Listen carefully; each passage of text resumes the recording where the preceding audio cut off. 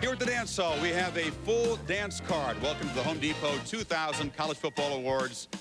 I'm Chris Fowler. It's okay to cheer, folks. It is a big night inside of here. Our first award is just a couple of minutes away. I think the competitiveness, the balance of this college football season going to be reflected in these awards tonight. It is a year of close calls, and we've got some suspense, maybe even a little controversy. It wouldn't be college football without just a little bit of controversy. To get things rolling, inside to Michelle Tafoya. All right, Chris, well, here inside, college football's finest have gathered. They are surrounded by family and friends, anxiously awaiting tonight's awards. We're going to be talking to a number of them. We'll hear from Maxwell Award finalists Chris Weinke, Drew Brees, and Josh Heupel. And in fact, those are the 3 award finalists for the Davy O'Brien. So without further ado, let's send it to Kirk Herbstreit and Lee Corso. Michelle, let me tell you something about these guys. All 3 of these nominees have a lot of things in common. Number one, they're like coaches on the field. They call 80% of their plays, and they use a lot of automatics to keep their teams in the right position. Also, all 3 of them are the leading passers in the history of this school. But, Kirk, the most important 3, they're all winners. 31 wins, 4 losses with these 3 guys. Great record. Well, they're all winners, and they're also all veterans. They stuck around for their senior year. You know, we live in an era right now in college football where the underclassmen a lot of times leave early for the NFL, but these guys stuck around. Lee mentioned they're winners. All 3 won conference championships. 2 will be going head-to-head for the national championship in the Orange Bowl. One's going to the granddaddy of them all. One thing is for sure, this year's winner will continue the legacy of Davy O'Brien. Small in stature, tall on the gridiron, TCU's Davy O'Brien was only 5'7", but in 1938, his only season as a starter, O'Brien won the Heisman Trophy. He became the first player west of the Mississippi to pick up the statue.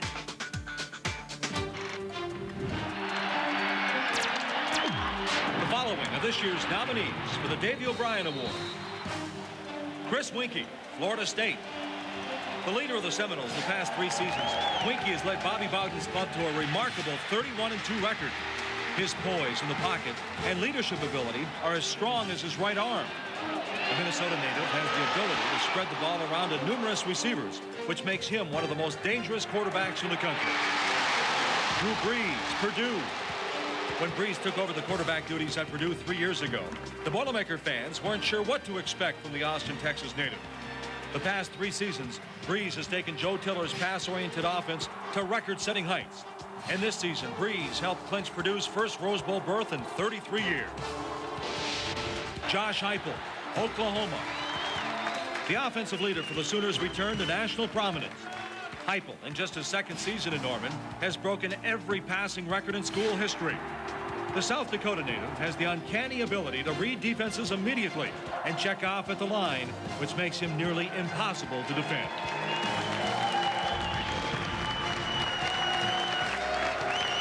Now to present this year's award, the president of the Davy O'Brien Foundation, Pat Evans.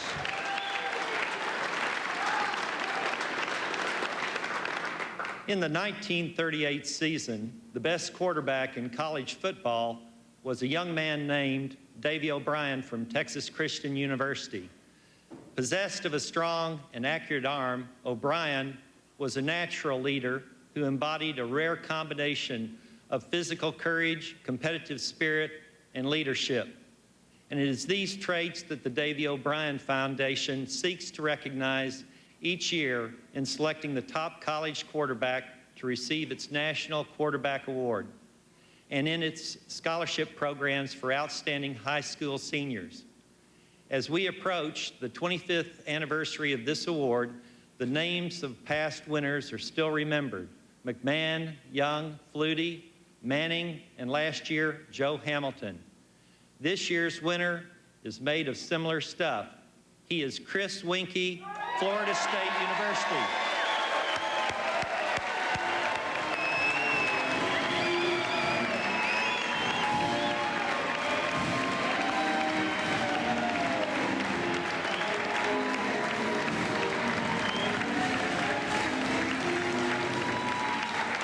Congratulations. Certainly well-earned and an outstanding year for senior quarterbacks. On nights like this, do you reflect on the amazing journey that your career has taken to get you to a place like this? Well, it's a little bit different than everyone else's, but again, I feel fortunate to be a part of the program that I'm a part of, surrounded by a bunch of great coaches and players. And I came back for my senior year because I love the game of football, and this is just a reflection of what we've been able to accomplish as a team. And right now, I don't think it's sunk in. I think after the banquet circuit is over, you take time to reflect on that stuff.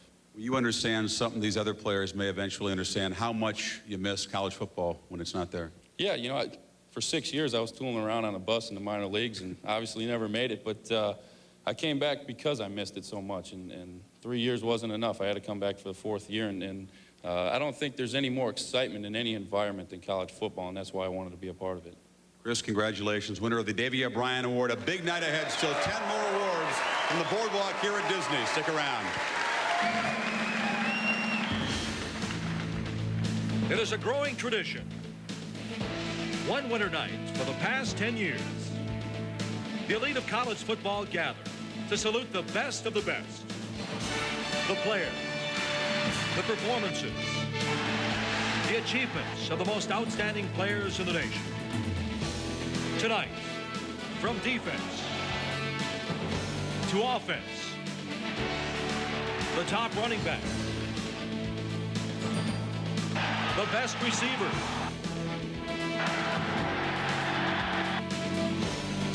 the top college football player in the nation. They are the elite of the year 2000, and this is their night.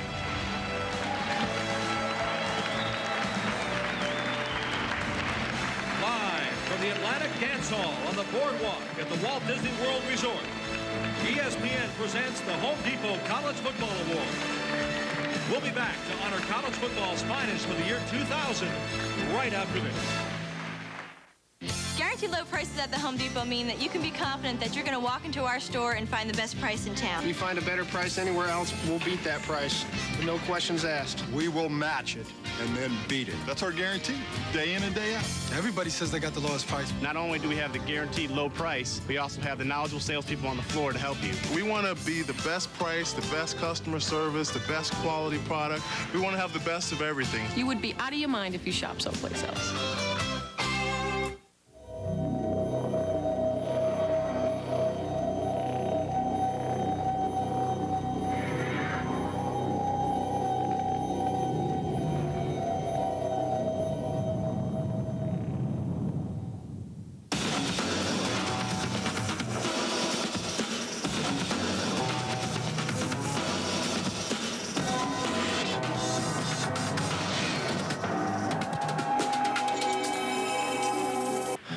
Elevator's out.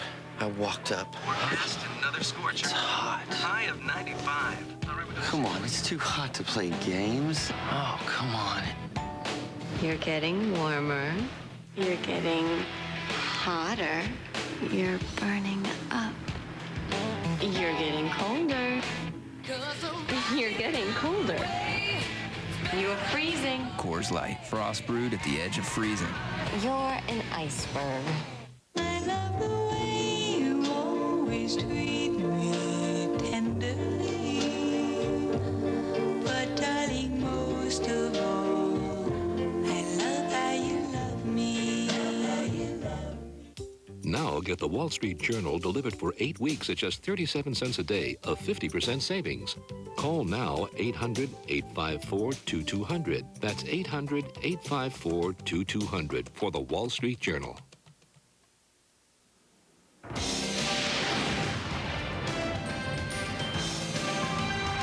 The 2000 Home Depot College Football Awards, presented by the Home Depot, where low prices are just the beginning.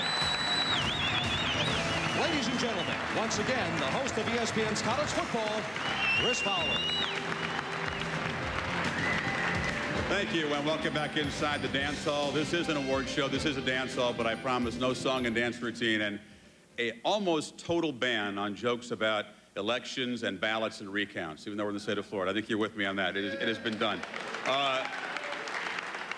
This is a night for awards, but it also is a night to salute guys who have not focused on awards, who have been totally unselfish. They have been devoted team guys, but they've been so outstanding, they have earned the right to be recognized as individuals tonight. it's okay on this night to be just a little bit greedy because these awards do carry so much lasting prestige for them and also for their schools. Once again, we have a who's who of college football in the house tonight. The coach of the undefeated, top-ranked Oklahoma Sooners, Bob Stoops, and his quarterback, Josh Heupel, are here. LaDainian Tomlinson, TCU's 2,000-yard rusher, a finalist for the Doak Walker. Miami's dominant linebacker, Dan Morgan, a finalist for the Bednarik Award for the top defensive players. We just saw the Davey O'Brien Award. We still have 10 more awards tonight, including the Biletnikoff Award for the top wide receiver. What a competitive field in that award. The Outland Trophy, which goes to the Big Uglies. The inaugural Ray Guy Award for the punters. The Jim Thorpe Award for DBs.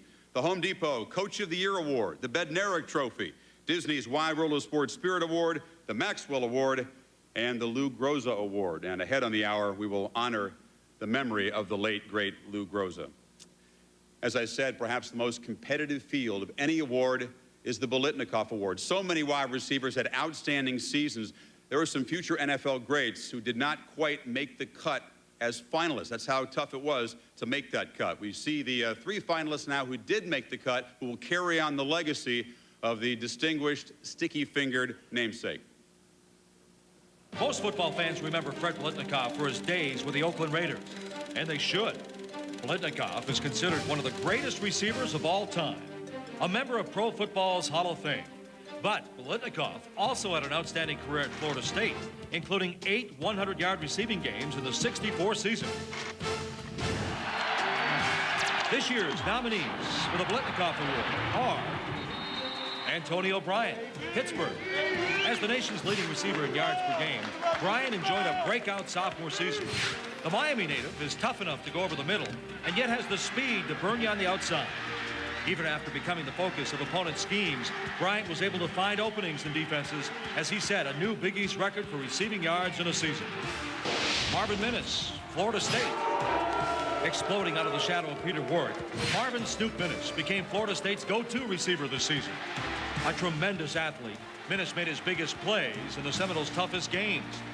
Against Clemson, Snoop got a 98-yard TD pass and then set a career high in receiving yards to help his team steamroll arch-rival Florida.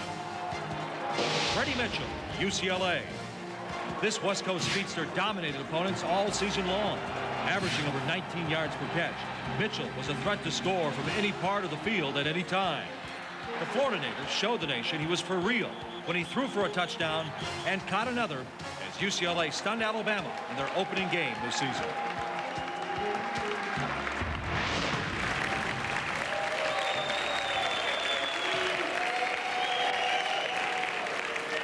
All 3 of these finalists have something in common, guys. They're all natives of the state of Florida. In fact, Antonio and Snoop were high school teammates at Miami Northwestern. Interesting situation for Bryant. Overlooked by many of the big schools down in Florida. In fact, he was signed by Pittsburgh with one of the last scholarships they had in that recruiting class because some other guy decommitted, and in 2 short years had a sensational brief career so far. I want to talk about Freddie Mitchell Jr., UCLA. Freddie Mitchell Jr. is probably one of the great athletes in this nation. He was a former high school quarterback. He throws the ball very well. He ran reverses as well as anybody in the country. Kirk, we saw a lot of great receivers in the country. This kid might have been the best all-around athlete of any of them. Yeah, he's fantastic. He can do so many different things. In Florida State, it was interesting. Ron Dugans and, of course, Peter Warrick headed off to the NFL, and I think a lot of people around the country thought the Florida State offense would dip. I think it was even better this year in 2000 with the loss of those 2 players, and a big part of that has been the receiving corps. Snoop Minnis, not only physically gifted, great athletic ability. The thing I love about him is, like all the great ones, he wants the ball in the big game. He loves the spotlight.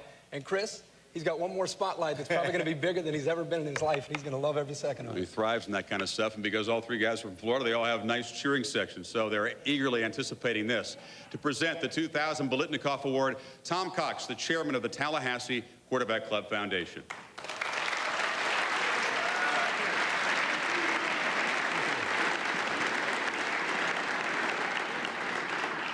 The Tallahassee Quarterback Club Foundation is proud to present the Biletnikoff Award for the 7th year. Fred Biletnikoff's commitment and dedication to the game of football made him a Hall of Fame receiver. In keeping with this tradition, our National Selection Committee chose this year's recipient, who will join an outstanding group of past winners, including Troy Walters, Randy Moss, and Terry Glenn.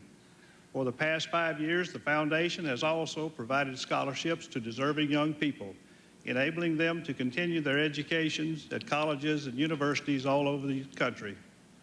On behalf of the Board of Trustees of the Tallahassee Quarterback Club Foundation and our outstanding panel of voters, we are proud to present this year's Biletnikoff Award to Antonio Bryant of the University of Pittsburgh.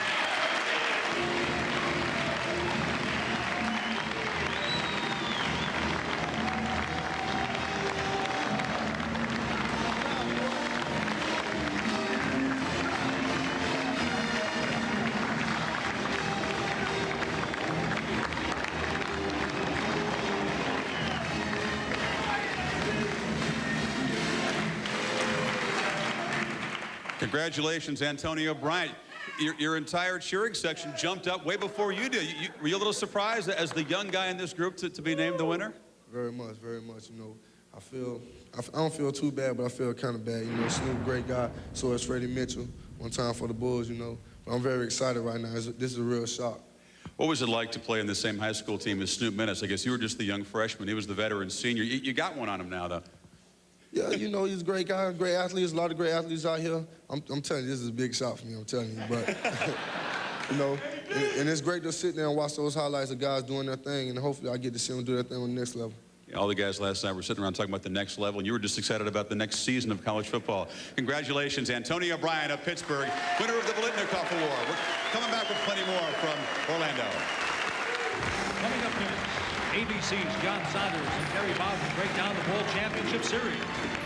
And later, we'll honor the specialists following in the footsteps of two kicking legends.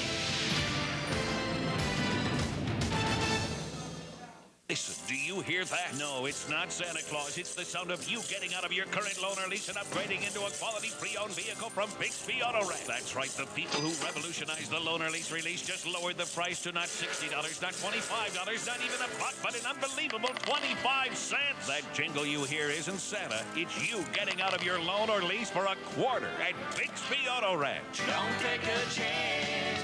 Go to Bixby Auto Wreck. Get it all at the Auto Mall. Vic Noe for Dean Bailey Auto Mall announcing the biggest pre-owned car, truck, and SUV sale this year. Every unit is priced thousands below NADA retail. For example, this 99 Cadillac DeVille only $23,995. This 96 Blazer LT $12,995. Every car has a 65-point inspection and warranty protected. For the best selection at the lowest prices, see Dean Bailey Auto Mall in the heart of Tulsa at I-44 in Yale. Get it all at the Auto Mall. You just don't see four-down players anymore. It's about situational linemen and specialists and guys that don't even shoot. I think a team really needs a proven backup quarterback. It costs a lot of money, but in the long run, it's worth it, especially if somebody... I think the oysters are bad. The Raiders are looking to lock up the West, while the Jets need a win to keep pace for the AFC East crown. The Jets and the Raiders collide at 8:30 on ESPN Sunday Night Football. It's football after dark.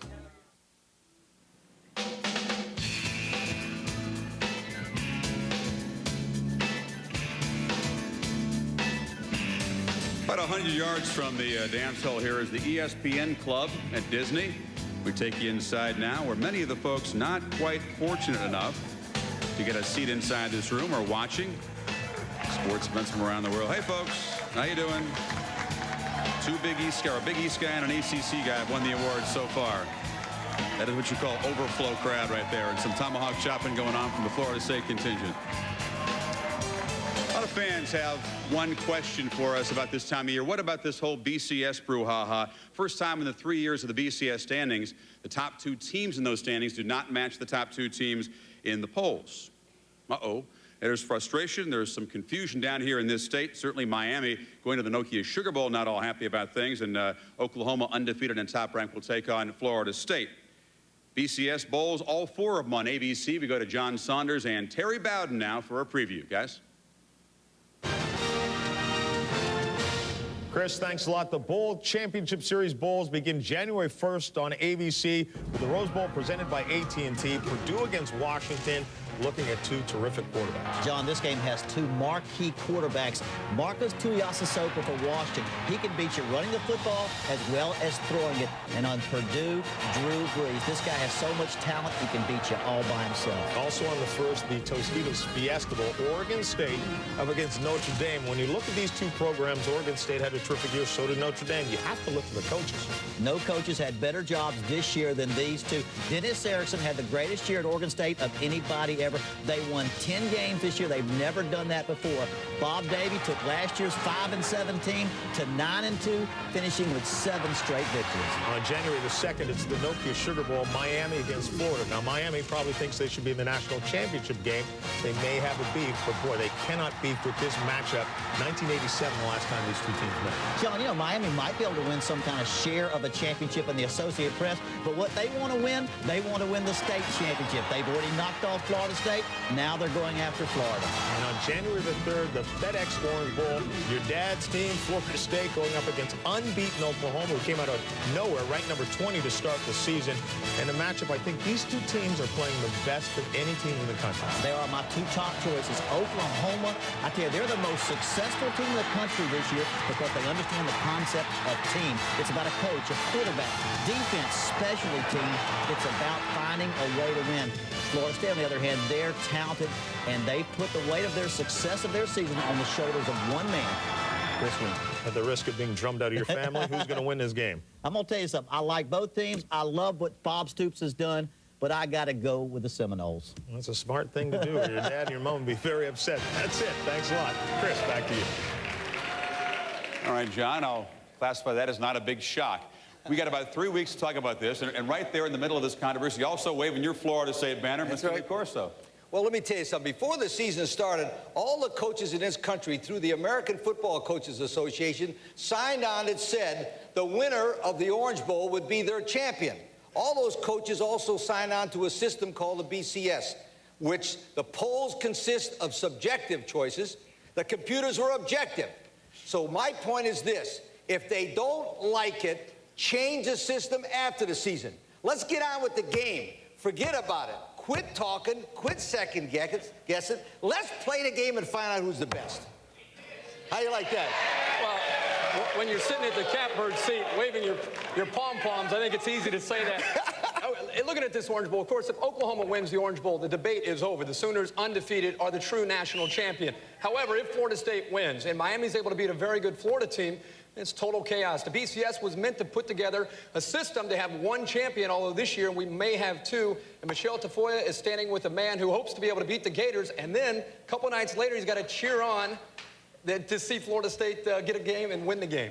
That's right, Kirk. I'm with Dan Morgan of Miami, and which is going to be tougher? I mean, as Kirk just said, you got to beat Florida one night, and then you got to root for another nemesis, Florida State, the next. You know, we're just, you know, we're ready to play Florida in the, you know, the Sugar Bowl, and you know, we're not worried about the, you know, BCS and that we didn't get in it. We're not going to pout about it. We're going to go out and we're going to take this, you know, Florida game as our national championship game. If the cards were to fall in line so that you could perhaps split the national championship with Florida State, how much satisfaction would you guys get out of that?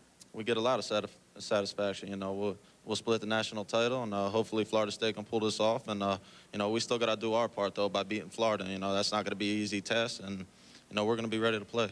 You heard Lee Corso say, hey, if in the offseason everyone's unhappy, change it. How would the players like to see the national championship decided?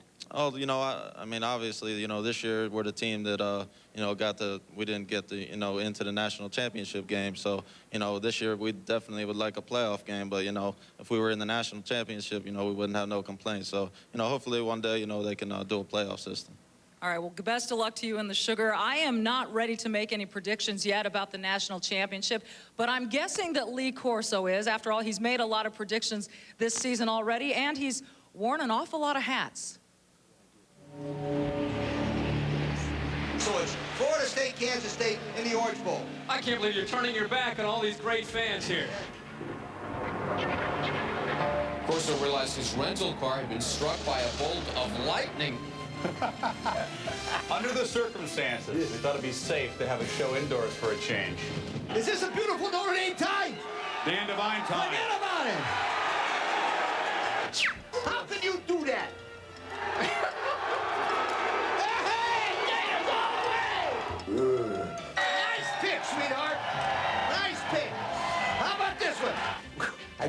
breathe. 15 in a row! No way! Too bad.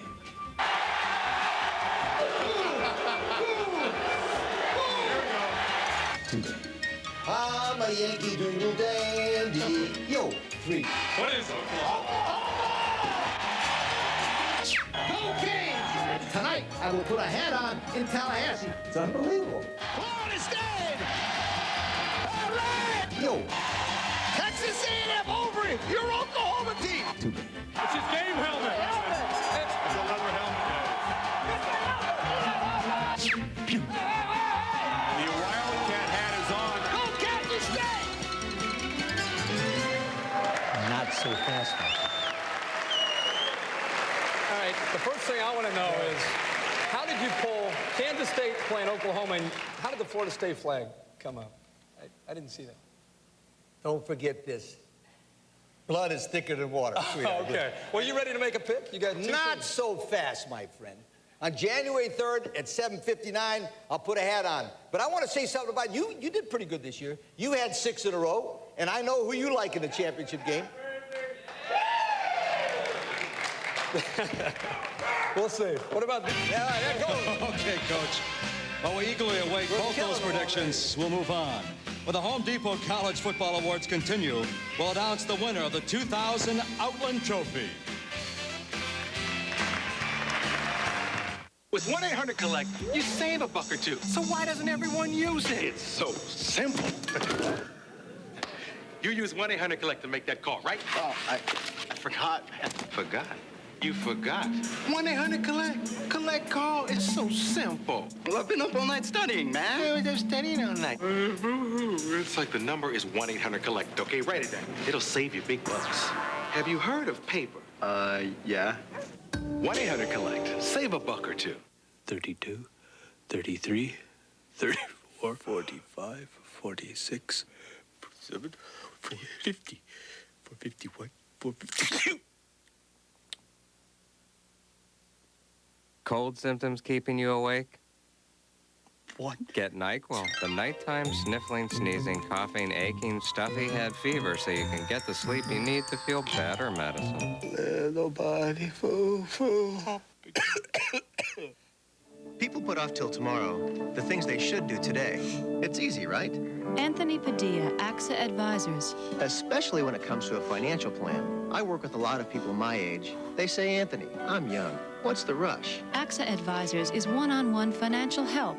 I say, start now. Sure, you've got a lot of expenses, but you've got this huge advantage, too, and that's time.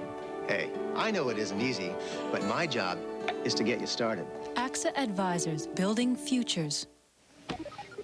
I feel stupid. Don't worry about it. They're going to turn this into cool tricks and stuff. Rated E for everyone. Higher! Jump higher! What am I here for? Audio. What does this have to do with... Audio! Reset. This wasn't the deal. You guys never said anything about this.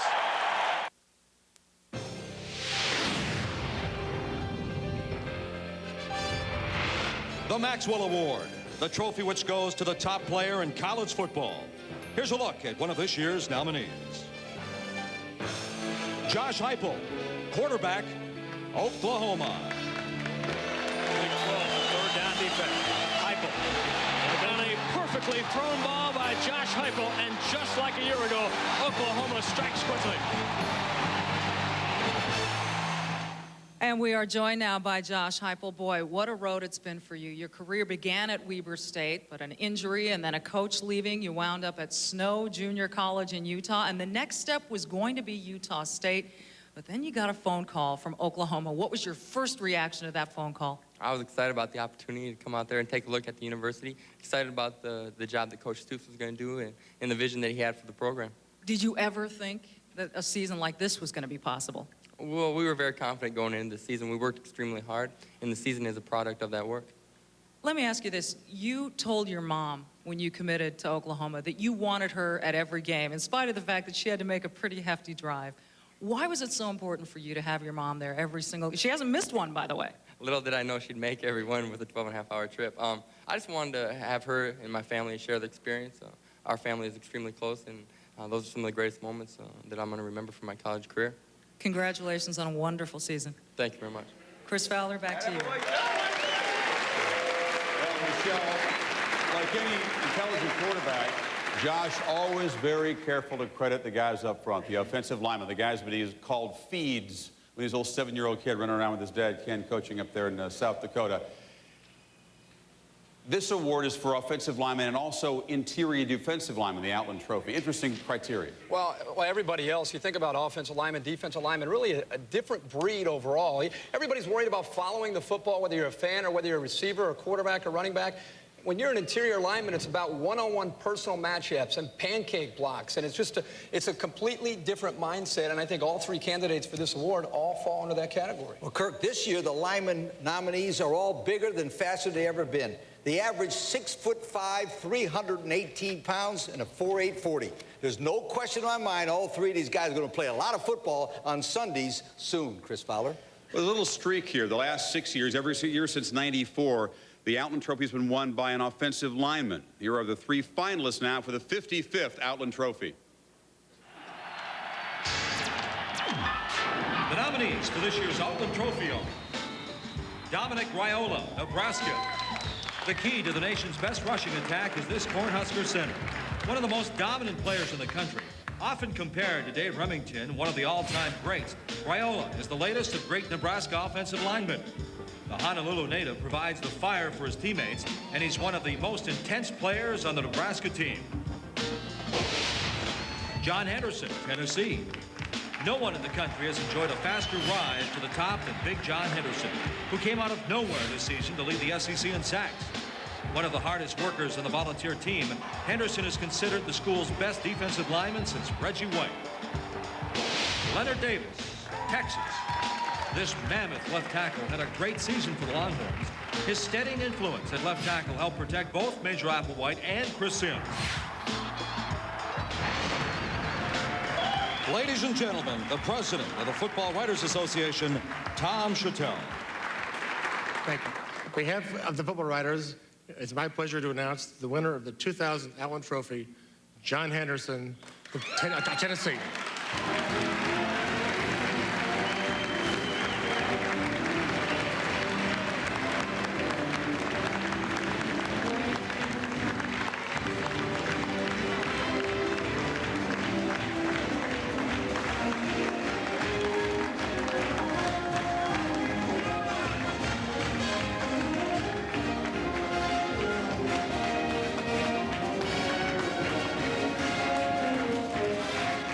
Congratulations, John.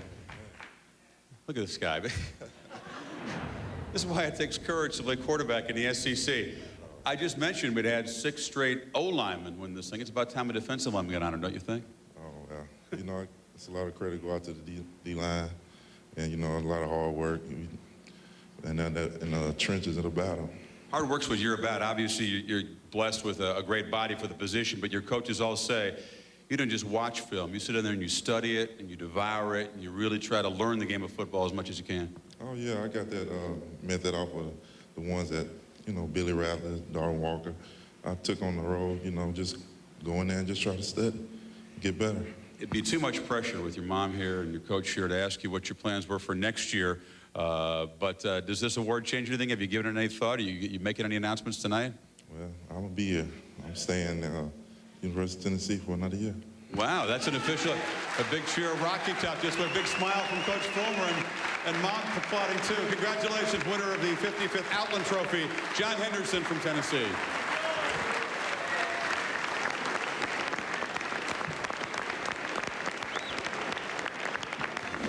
Right after this, the surprises, the players, and the moments.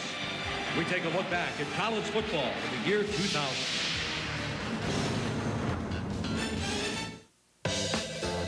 ESPN the magazine. Well, thank you for calling. Dan, can I put you on hold? Dan Patrick wants a free Polo Fleece pullover. He writes a column for the magazine. But he's not a new subscriber. Sorry, Dan. No can do on the fleece. It's only for new subscribers. You mean you're actually calling to subscribe?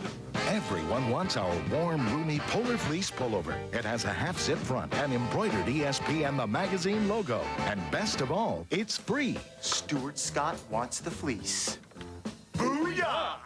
Call now for ESPN the magazine and get your sports the way it ought to be. Big and bold, fast and furious. Get 26 issues, a year's worth for just $1 an issue. 66% off the newsstand price. And your fleece pullover is free.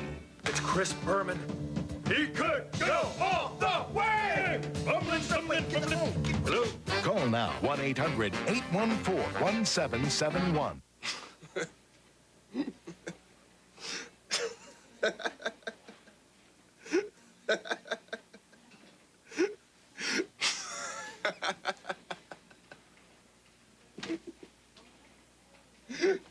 Seriously, man, what's your real name?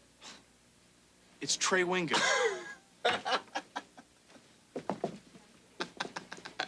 Trey Winger.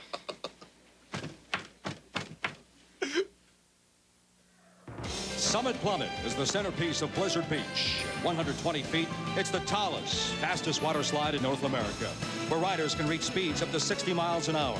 Blizzard Beach is one of 3 unique water parks here at the Walt Disney World Resort. ESPN Sunday Night Football continues this week with a classic battle between longtime combatants. Vinny Testaverde and the New York Jets head west to meet Tim Brown and the Oakland Raiders.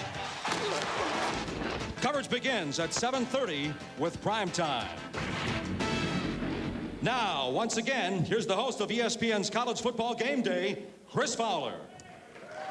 Thank you once again. Another award named after ex-Raider great. Debuts this year, the Ray Guy Award. No longer are punters left out of this postseason parade here, and it makes sense because one of those old coaching bromines is that the punt is one of the most important plays in the game, mainly because there's so much potential for disaster. We'll have to ask Purdue about that. Look at the Big 12 championship game as an example. Well, if you look at special teams over the years in college football, obviously they have a big impact in the game. Also can affect the momentum, whether it's a block kick, a big return, or a punter, pinning an opponent deep into his own end zone. And these punters all have had great years, Lee. Kirk, on page 14 of the old coach's handbook says, field position is the key to winning close games, and the punter is the most important player in that position. Remember, hunt, hang time, and distance used to determine a great punter. Now, Chris, they got a new category. How many times the guy gets pinned back into the own end zone? That, my friend, is the key of all field position, pinning those guys back in their own area. Called the inside the 20 stat. Exactly. It's one of those It's right categories here. for punters. One of the 3 finalists of this award tonight will carry on the legacy of the world's most famous punter. Here are our 3 finalists. After having his number retired at Southern Miss, the Oakland Raiders made Ray Guy the first punter ever taken in the first round of the draft. In his 14 NFL seasons, Guy added hang time to football's vocabulary. The following are the nominees for the 2000 Ray Guy Award. Nick Harris, California, the first player in NCAA history to punt for more than 13,000 yards in a career. Like Guy, Harris may have sacrificed distance for placement. 36 of his 73 punts wound up inside the opponent's 20-yard line. Preston Greening, Minnesota. Only a sophomore, Greening led the nation from wire to wire after opening the season by averaging 58 yards on 6 punts. This Golden Gopher finished the season averaging 45.2 yards a punt. Kevin Stemke, Wisconsin. This Badger senior led the nation in net average by over 2 yards. Twice this fall, Stemke was named the Big Ten Special Teams Player of the Week. In his career, opponents averaged a mere 1.8 yards a return. Now, here to present the Ray Guy Award, Tammy Stout, the Executive Director of the Greater Augusta Sports Council, and Ray Guy.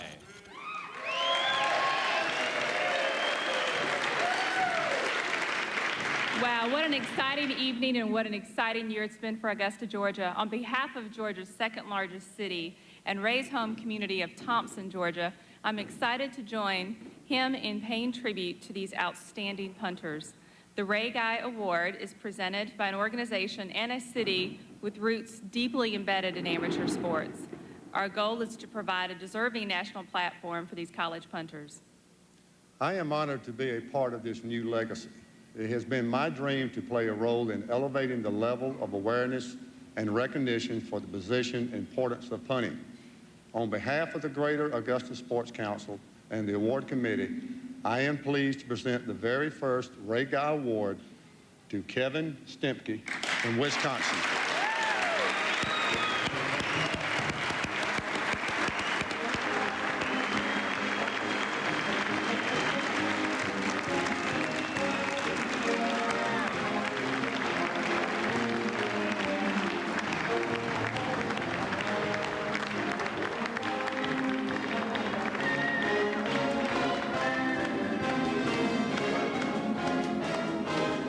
Kevin, congratulations. That's pretty nice, huh? A hug from Ray Guy, and you got your own trophy here. Yeah, it is. It is pretty nice just to be a part of this whole thing. Congratulations to Ray and his whole staff of getting this part of this great night.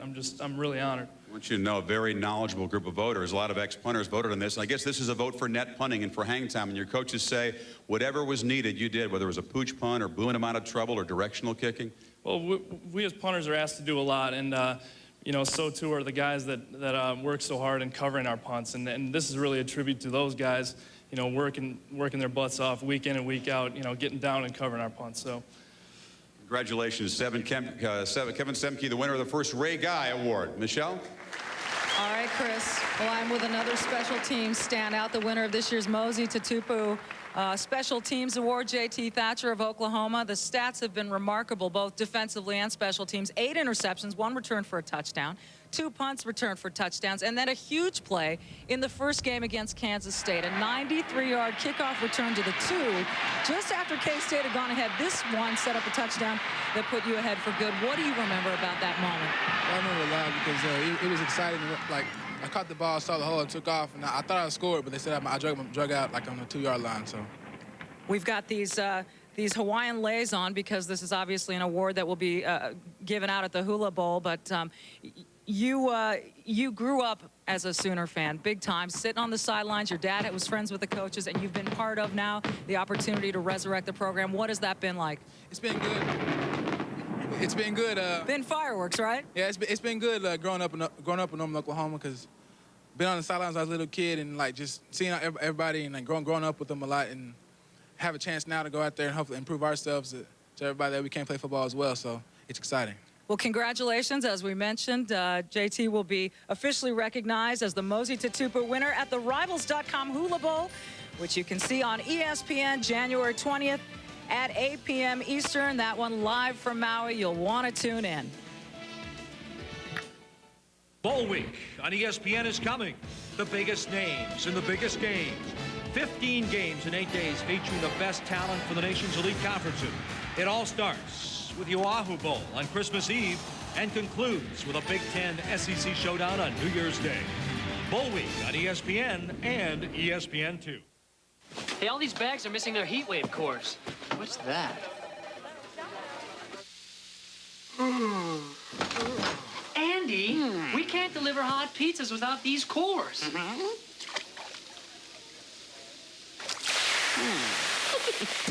The exclusive core in the Domino's Heatwave bag delivers your pizza hot. Call Domino's now to get freshly made pizza delivered hot to your door. Domino's, bad Andy, good pizza. Losing.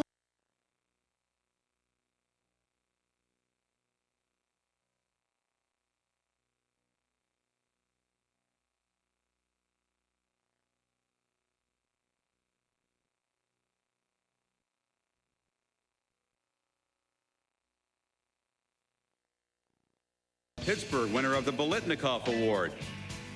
Breaking a string of offensive linemen who had won the Outland Trophy. Big John Henderson of Tennessee, who then said he was going to come back for his senior season. And a few seconds ago, you saw Kevin Stemke of Wisconsin become the first winner of the Ray Guy Award for punters. So, 4 down and plenty more awards to come from here in Orlando.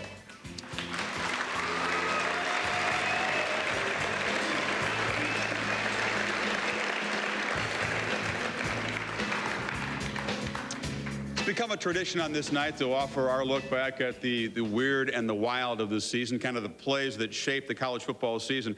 And it's been a wacky year. If you think about 6 of the top 8 lost in the first month, preseason number 20 got to number 1 in a couple of months. Couple different schools, South Carolina and Ball State, snapped 21-game losing streaks with 4-game winning streaks. Here are our presentation now, the superb and the silly from the 2000 season.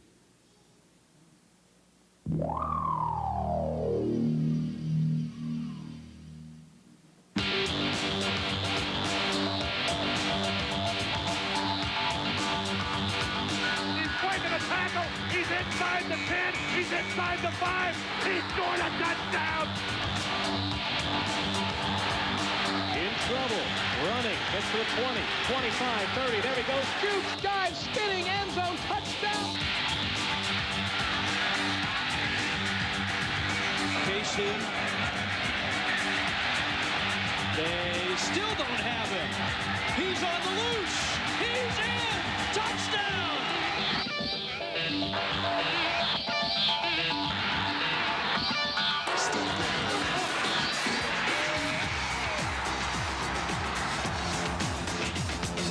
Throws to the end zone. That is caught. Touchdown, Georgia Tech.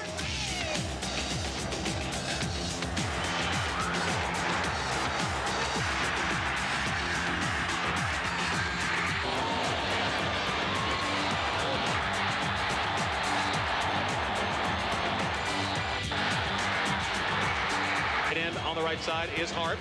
Lorenzen sets deep, almost slips. Now he's almost in trouble. Throws it behind his back. Derek Homer!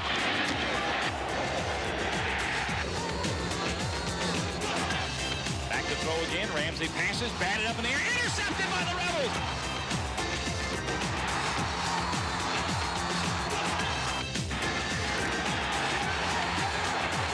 Intercepted by Torrance Marshall for 40. He goes to his right for 35. He gets for 30. He's down the sideline. Touchdown, Oklahoma!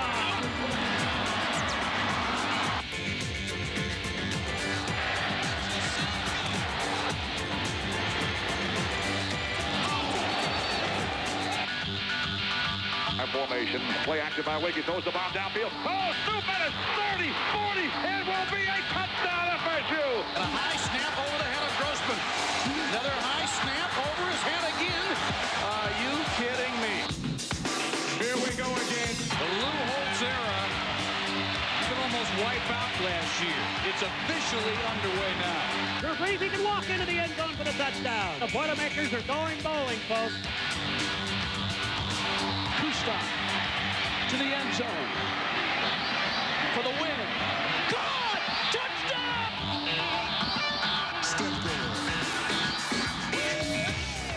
Drops on the key. Down to the 5. Gets a block. Scores. Touchdown. He's open. One open. Touchdown. Oh, he dropped it. Thomas slides by Emmerich. He fumbled the football. He got it. Snap to Zach, looking right, fire. Middle of the field, yes!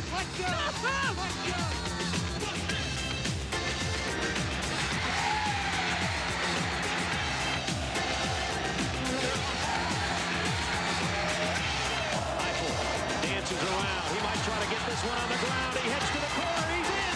Touchdown. The Sooners are going to Miami. So many of those great plays took place on the day of October 28, 2000. A day I'm never going to forget. We had Purdue's comeback against Ohio State, that Northwestern Hail Mary against Minnesota. Georgia Tech beat Clemson on the final play. You had games in the Pac-10, Arizona State, Oregon, Washington, Stanford, Notre Dame, Air Force. And that was also the day that Oklahoma beat Nebraska. We watched it all on 5 TVs down there in Norman, Oklahoma. And the Sooners took over the #1 ranking. Well, Chris, it's tough to pick just one game to look back at the 2000 season. For me, it's kind of a combination of games. Coming into the year, Oklahoma expected to have a competitive team. I think they were ranked about 20th in the country in the preseason. But Chris mentioned not only being able to take care of teams like Nebraska, but consecutive weeks going up against Texas, blowing them out. Kansas State on the road to be able to win that game. Nebraska, and then a couple weeks later taking A&M best shot. That was impressive to see them do it week after week after week, and still there aren't people that believe that they're, worthy of consideration of the best team in the country. We'll see. We'll see. My favorite moment came in my preseason interview with Lou Holtz. Lou told me that during the summer on the 12th floor of the Mayo Clinic, the doctors came to him and said that his wife, Beth, was free of cancer. And he was tremendously relieved, and he went on to attack the football season. He went from 0-11 to 7-4 and took South Carolina now to the Outback Bowl. Lou Holtz, this year, you're my hero. Golf here at Walt Disney World is a dream come true, with 4 championship PGA Tour courses that are open to the public every day. And if you need a little help shaving some strokes off your game, there's a team of teaching professionals here to help you with your private lessons. Every Christmas, hard-working people struggle with where to find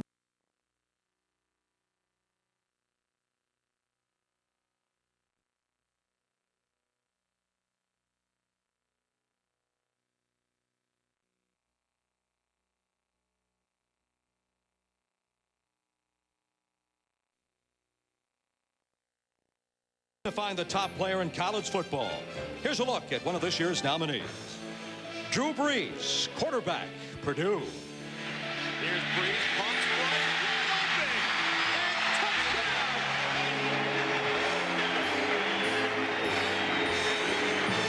And we are now joined by Drew Brees, and you are one of those great success stories, not heavily recruited coming out of high school. Purdue and Kentucky got in late.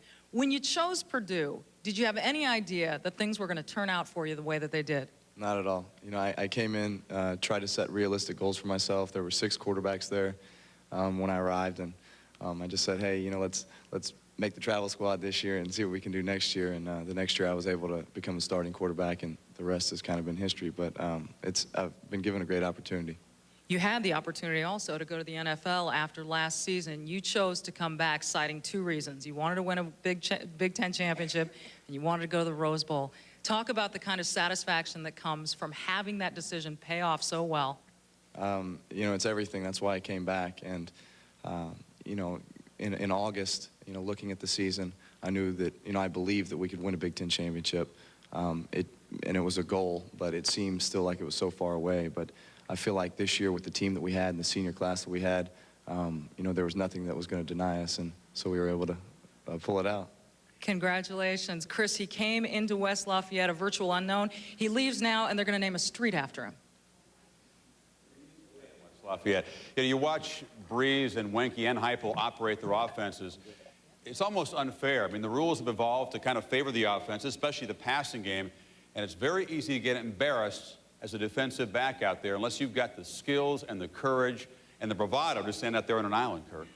With the way that college football has evolved over the years, Chris mentioned more of an emphasis on throwing the football, and defenses now are playing a lot of man coverage. In my opinion, the best athletes on the field on most teams are the cornerbacks, because they have to be able to go out there, play man coverage. You have to have extreme quickness, great instincts to go up against taller, stronger, faster wide receivers where you don't know what they're doing on each route. And with these sophisticated passing schemes, I think the cornerbacks athletically are going to a different level. I couldn't agree with you more. I think that corners are sensational players. Now, to counter that, the coaches are going to bigger, stronger receivers. 6 foot, 6'2" guys, 200 pounds and above. And also, if you notice, teams like Florida State are going to a new neck technique where they got their hands up like this so they can get away from those receivers and take off. There's no question that the corners are the best athletes in the country playing college football. Not always the case. You were an old DB, and in fact, Deion Sanders, one of the past winners of the Thorpe Award, actually broke Corso's career interception record at Florida State. I kid you not. Other past winners, Mark Harrier, Charles Woodson. Woodson part of a 3-year run by Big Ten players on this award. It's kind of fitting. The award for defensive backs named after one of the century's best athletes. The nominees for the 2000 Jim Thorpe Award are Jamar Fletcher, Wisconsin. Pac-10 opponent Oregon learned something Wisconsin's Big Ten foes already knew. Don't throw the ball at Jamar Fletcher. In the early September game, Fletcher intercepted a career-high 3 passes to key a 27-23 Badger victory. The St. Louis native has been tied for the lead or led the Big Ten in interceptions in each of his 3 seasons in Madison. Dwight Smith, Akron. This Akron cornerback dominated the Mid-American Conference. Smith picked off 10 passes this season, tying him for the most in the nation.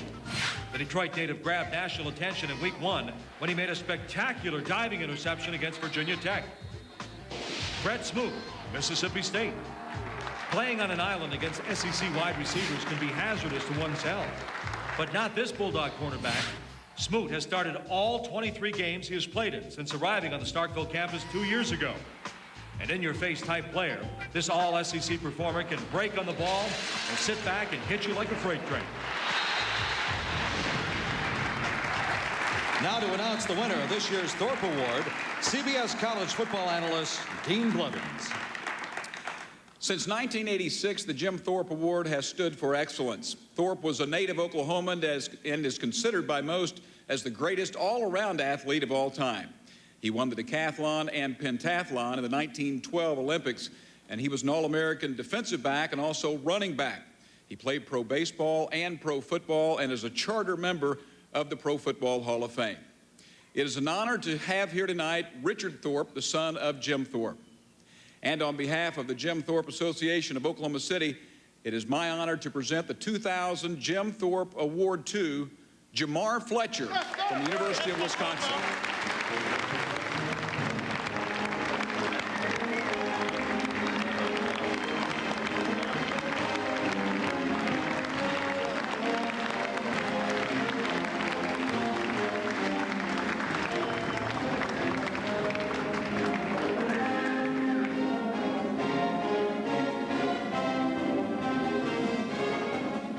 Pretty good night for the Badgers so far. Congratulations, Jamar.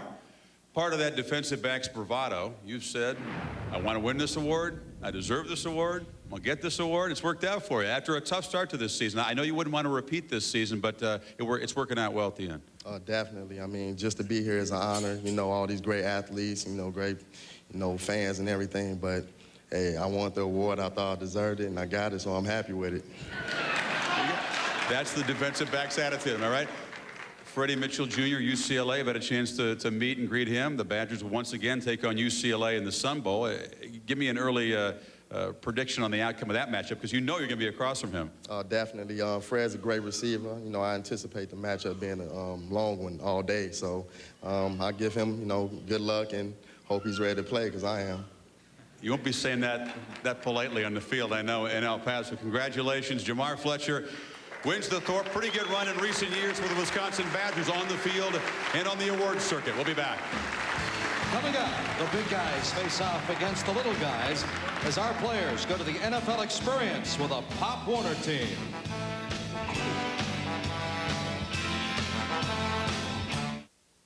Talk to me about change. Okay. Seemed earlier in your career you seemed to struggle with larger bills, 10s, 20s. I just wanted to pour Coors Light. It's never been about the money for me. If someone wants to give me exact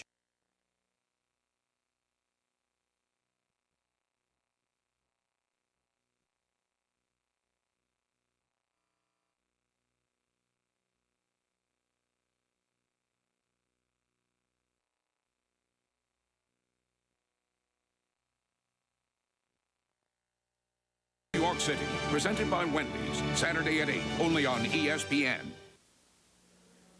Yesterday at the NFL Experience at Disney's Wide World of Sports, some of the athletes had a chance to share their skills with a Pop Warner team from Dallas, Texas. Michigan's Anthony Thomas showed some of the kids the proper form to use when catching a kick. Akron defensive back Dwight Smith helped teach the young athletes correct technique when throwing the ball. But the highlight of the day was when one of the Pop Warner players matched up with Texas offensive lineman Leonard Davis. In the end, Dwight Smith delivered the most important message of the day. When I first got to college, I wanted to just play football. But there is no football unless you take care of your academics. So you always want to put as much work into academics as you do in the football. All in all, the athletes had a great time at the NFL Experience at Disney's Wide World of Sports. We are joined now by a couple of 2,000-yard rushers, TCU's LaDainian Tomlinson and R.J. Bowers of Grove City College, the Division III school. LaDainian, let's start with you because we understand you have a very unique Pop Warner experience. We just saw some footage there. Your first time playing Pop Warner, pretty remarkable. Tell us the story. Yeah, I started at quarterback, and the first play, I thought I can call the plays because I was a quarterback. So I went over to Coach. I said, Coach, I want to give it to my friend Steven. He said, no, I want you to run the ball. So I got in the center, and my first play of the first game, I ran a touchdown around the left end. And Steve's never forgiven you, probably. Shades of things to come. Nice of you to join us. We turn now from the Division I leading rusher to the NCAA's all-time leading rusher. Now, R.J. Bowers setting the record this year out of Grove City College, just about 70 miles outside of Pittsburgh. You said during the season that this record was almost hard to grasp. You didn't really know what to think about it.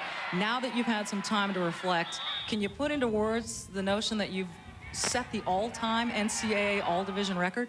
It's a tremendous honor. It's something that I've been able to reflect on. You know, it's just hard work and dedication from a lot of people, not just myself. Well, congratulations. A huge, huge achievement. Coming up, a very special award, the Home Depot Coach of the Year Award. But first, the best of hidden video.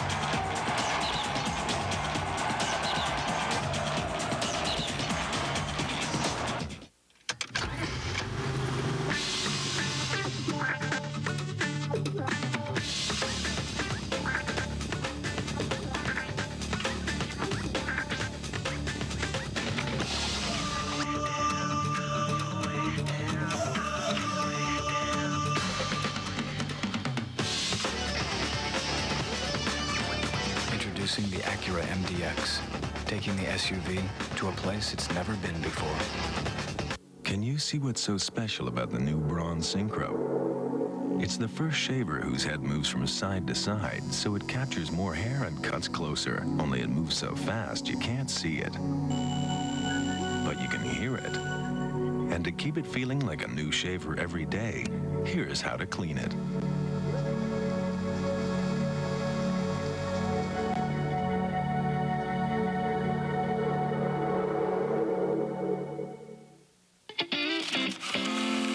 Plays for $1. When I was a kid, a handful of nickels would keep the jukebox playing all night long.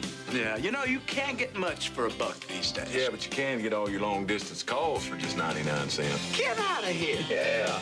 He's right. Just dial 1010-220 and all calls up to 20 minutes are only 99 cents and just 7 cents a minute after that. No fees, no signing up. Just dial 1010-220. Get yourself out of here. How do you like me now?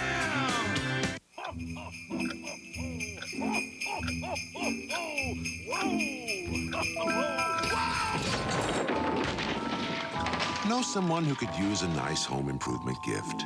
The Home Depot has this great Dremel variable speed multi-pro super kit. It's just $79.97. Or this rigid 6-gallon wet dry vac, just $39.97. And you'll never go wrong giving these handy gift cards. It's all at the Home Depot, where low prices are just the beginning.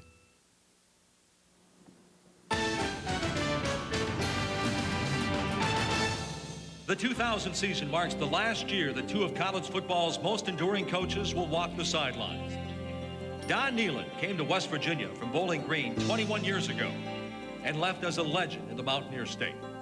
More than wins and losses, Nehlen gave West Virginia a prominent place in the national picture.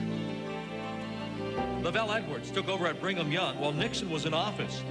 He turned BYU into quarterback U. He produced great quarterbacks and victories, including an unlikely national championship in 1984. Appropriately, the program he built will play in a stadium now bearing his name. College football will miss two of the sport's great coaches and gentlemen.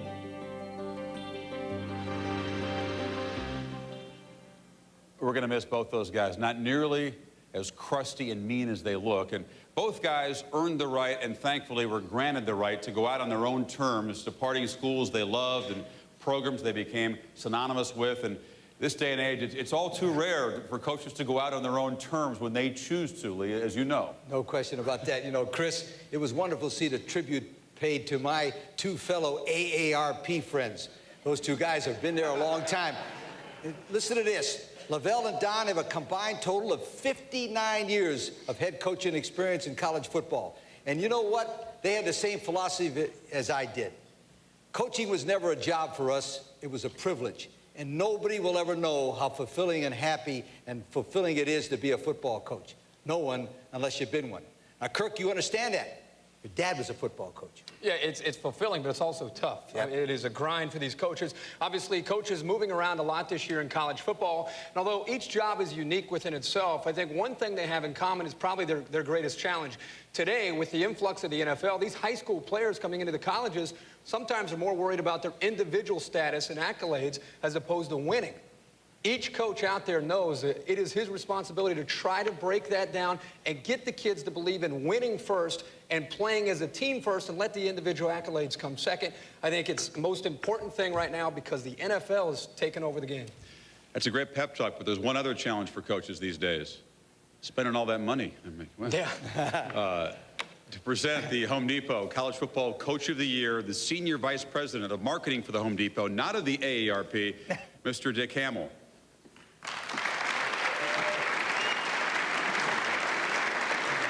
Thanks, Chris. For the past 6 years, the Home Depot has had the honor to present an award for coaching excellence, underscoring the values of motivation, building team spirit, and achieving goals. This year's winner is no exception and will join the ranks of our many past winners: Rich Brooks, Gary Barnett, Bobby Bowden, Mike Price, Phil Fulmer, and last year's Coach of the Decade, Tom Osborne. All 250,000 Home Depot associates couldn't be prouder of this year's winner, having led his team to the Big 12 Conference Championship as well as a #1 national ranking. Let's learn a little bit more about this year's Home Depot's Coach of the Year, Bob Stoops from the University of Oklahoma. In just 2 years at Oklahoma, Bob Stoops has restored the program to its former days of glory. Stoops has steered the Sooners to their first undefeated season since 1987 and a chance at their first national championship since 1985. Stoops mastered his trade under coaching legends Hayden Fry, Bill Snyder, and most recently as defensive coordinator for Steve Spurrier's 1996 national champion Florida Gators. Stoops earned his reputation by creating punishing defenses. But since arriving in Norman in 1998, it's been OU's wide-open offense that's been making headlines. Stoops stresses the fundamentals of football. Make sure we play smart. Eliminate penalties, play smart, right? Play by the rules, know your assignments, know what's coming at you. With Josh Heupel in the running for the Maxwell and Heisman trophies, the Sooners playing in the Orange Bowl, and a new 5-year contract, Bob Stoops seems right at home at Oklahoma. Ladies and gentlemen, the 2000 Home Depot College Football Coach of the Year, Bob Stoops.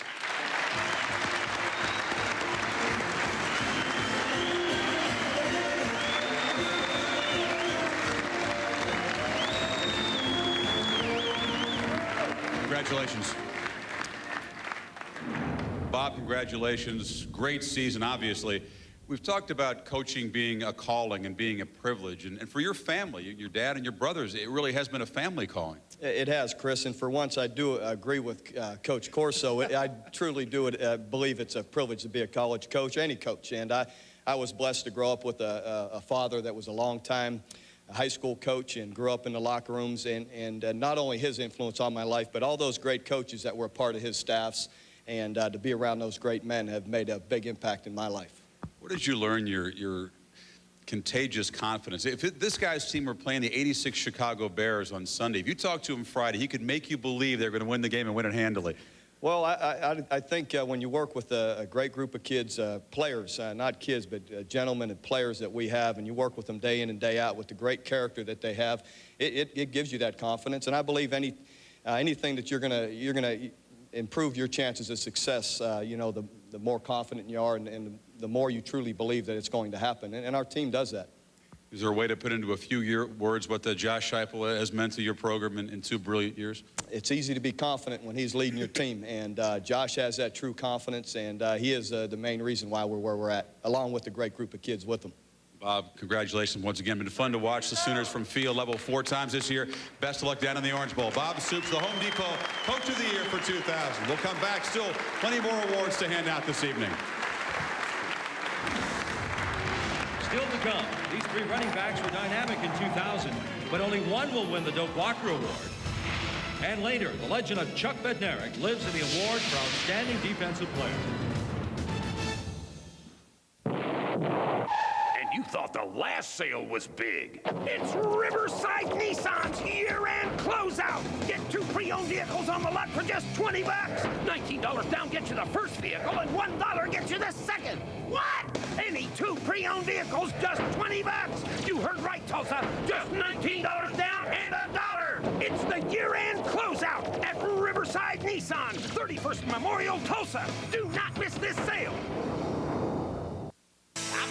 Oklahoma, out on the open road. Ford F-150 is built for the open road because it offers more. It has more power and torque, more cargo room. It has more doors, too. F-150 Super Cab's 4th door is standard, and now there's even an F-150 Super Crew. Now get cash back as high as $1,500 or financing as low as 1.9 on select 2000 models. F-150 is the pickup for Ford country. Oklahoma knows Ford's the best. I never saw anybody pitch better than Denny McLain. He used to project cockiness on the mound. A jury in Tampa, Florida convicted Danny McLain on charges of racketeering, loan sharking, and drug trafficking. He'd be remembered for 2 things, that he won 31 games and that he spent a lot of time in prison. Denny McLain, Sports Century, the top 50 and beyond. Tomorrow at 8, wrapping up a week of sports legends, only on ESPN Classic. To get ESPN Classic, call 1-800-CLASSIC today. 8 days ago, the game of football lost a legend and one of its most enduring personalities. The Toad has passed away. Lou Groza died in Ohio at the age of 76, the same number he wore on his jersey for so many years.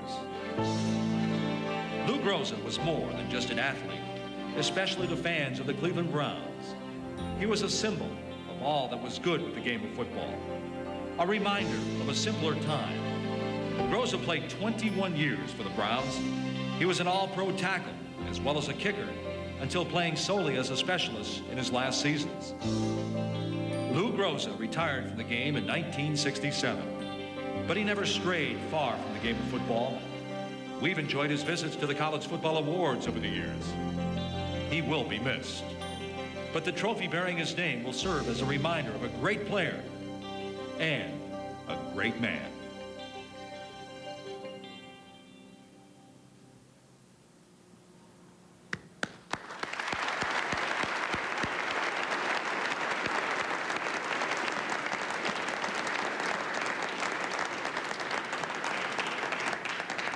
Jeff, it's great to see you here.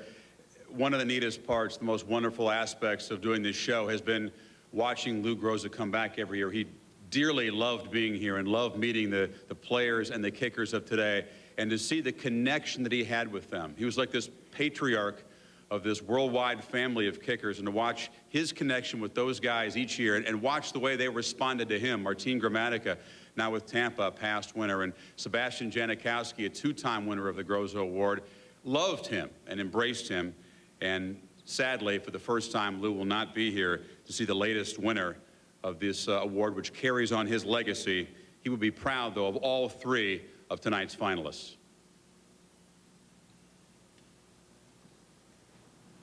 The following are the nominees for the 2000 Lou Groza Award. Jamie Ream, Kansas State. Ream has missed just 4 of his 70 kicks this year. He's connected on 17 of 20 field goals, including 10 straight, before missing a 59-yarder against Iowa State. Ream joins Martin Gramatica as the only 2 Wildcats ever to score 200 points or more in their careers. Alex Walls, Tennessee. His 18 field goals pushed him near the top of the SEC scoring charts for the 2000 season with an accuracy rate of 90%. His His 5 field goals against Florida tied a school record, while his game winner against Memphis kept the winning streak alive as the Volunteers finished the season winning 6 straight. Jonathan Ruffin, Cincinnati. Ruffin, who wears a custom-made GAN slipper on his kicking foot, led the nation with 26 field goals, twice hitting 4 in a game. Ruffin connected for game winners against both Memphis and Southern Miss, while setting new school records for kickers by scoring 104 points and kicking at least 1 field goal in all 11 regular season games. Please welcome Joe Weldon, chairman of the Lou Groza Award Committee for the Palm Beach County Sports Commission. Lou Groza was an outstanding football player and a great friend to us all. He will truly be missed. Being a place kicker is a lonely job. Unlike their teammates, they don't block, tackle, throw, or catch a pass. But many times, it's their kick that determines the outcome of the game. With us tonight is Cheryl Hudson, representing the FedEx Orange Bowl, host of this year's national championship game, and Pat Casey, president of the Palm Beach County Sports Commission. On behalf of the Palm Beach County Sports Commission and the Lou Groza Award Committee, I would like to introduce the winner of the 2000 Lou Groza Award, Jonathan Ruffin from the University of Cincinnati.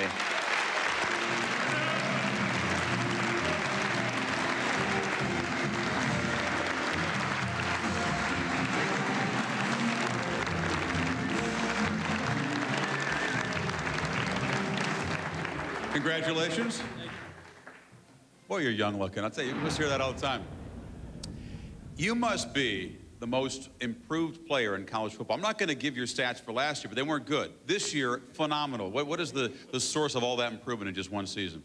Well, it was really the mental aspect of the game, you know. I really need to get my confidence, which I didn't have at all last year, and I really got it over in the offseason this year and really worked out well.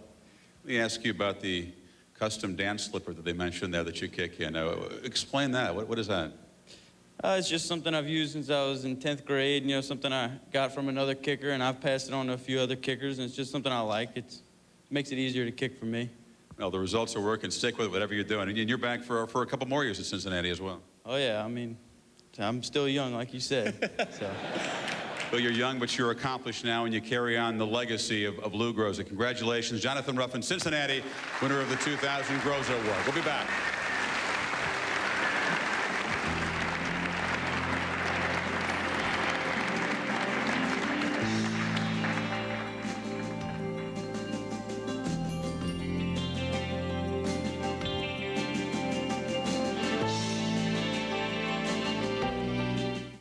What's going on? Hey. Wow, this is nice. But I thought Stacy said if you bought new tools, she gets a new dining room set. Yeah, she did. So where are the table and chairs?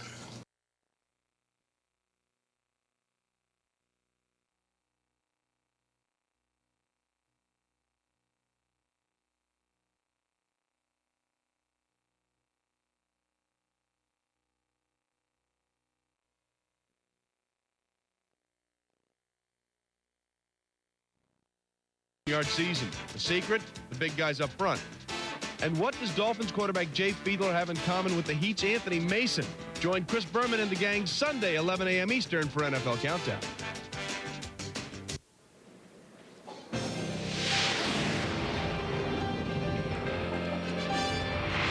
The Maxwell Award goes to the best of the best in college football. 3 players are still in the running. Here's a look at one of the nominees. Chris Winkie, quarterback, Florida State.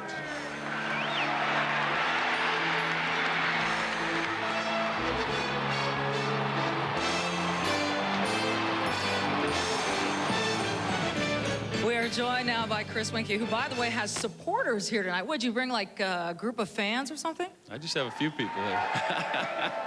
There they are. Just a few. 4 days into your original freshman season, you walked away from Florida State to try out a career in baseball. 7 years later, you had the opportunity to come back. Bobby Bowden said it took a lot of nerve for you to come back and say that you could play this game again. What gave you that nerve? Where'd you get it? Well, to be honest with you, I wasn't sure about coming back. I didn't know what to expect.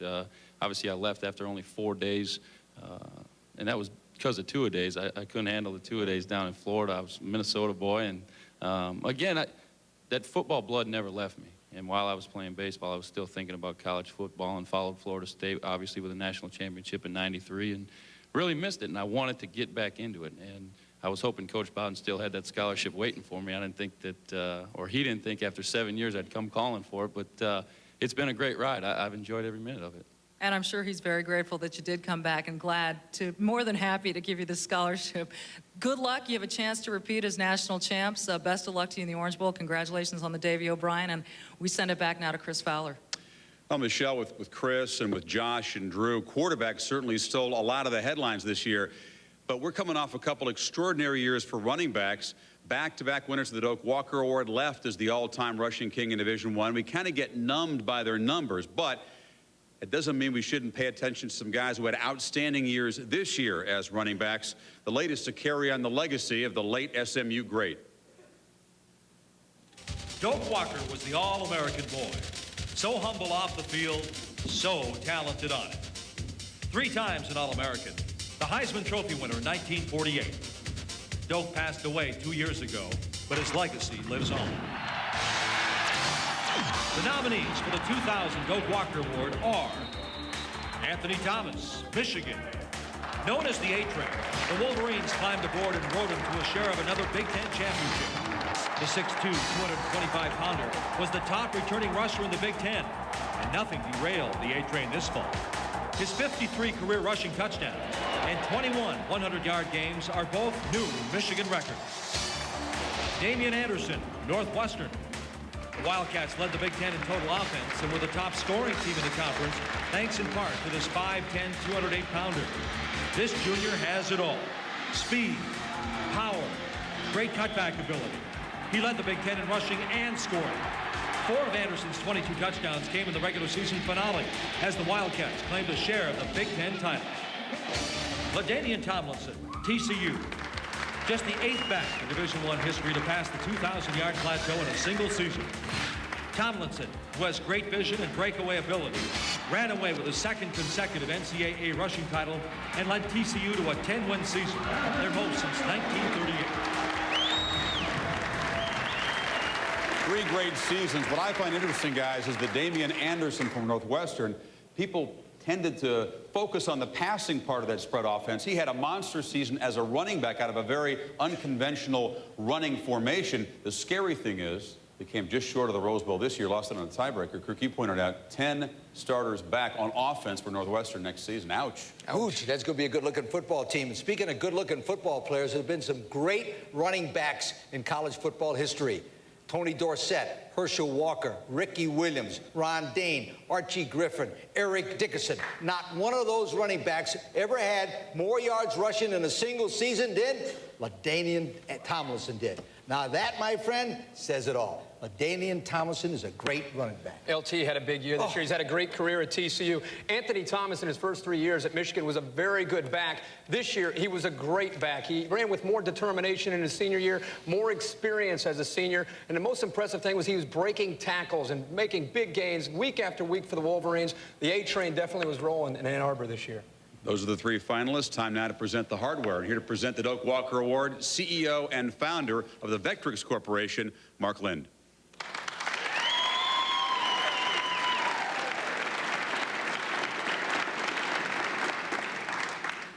In his legendary career, Doak Walker excelled on the gridiron and was equally inspiring off the field.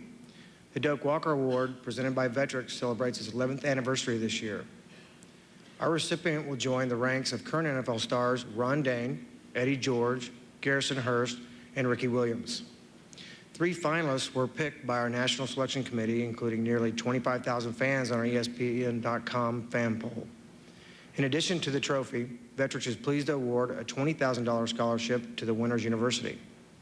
So on behalf of the Southwestern Bell SMU Athletic Forum Board of Directors, Vectrix, and our partner American Airlines, I'm proud to announce the winner of the 2000 Doak Walker Award to LaDainian Tomlinson from Texas Christian University.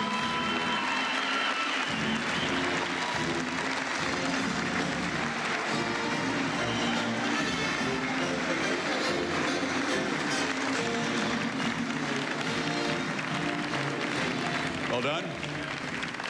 LT, congratulations. I appreciate the postcards I've been getting all season from you. On the front of the postcard, folks, it says, he loves his mama and he loves the big uglies. The latter not related to the former, but explain that. Your mom, your inspiration. Yeah, she really is. You know, all through the hard times, she's always there to encourage me. You know, anything I want to talk about, I can go to her and just talk to her about anything in the world, and I appreciate that from her. And now your offensive linemen, the big uglies? They speak for themselves. Them a bunch of mean guys. You know, I don't like to make them mad. But, you know, last year I took them to the First Steakhouse. I don't think they're going for that this year. I'm going to have to take them to Outback or something. Very sponsor savvy, by the way. Congratulations, 1-10. You went through the tough times in college football. You endured a season as tough as you possibly could. Now to 10-1 and headed off to a bowl game, ended in the right way. Thank you. Appreciate it. LaDainian Tomlinson, winner of the Doak Walker Award. A TCU guy wins an award named after the SMU great. There is peace in Texas. We'll be back.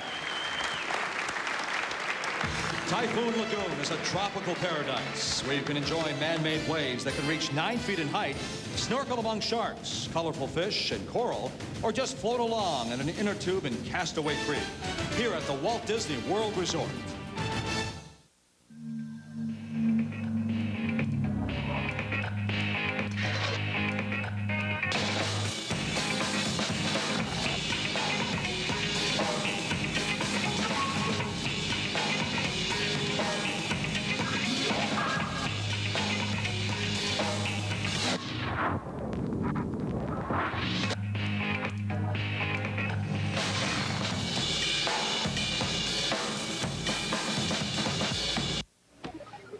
I feel stupid.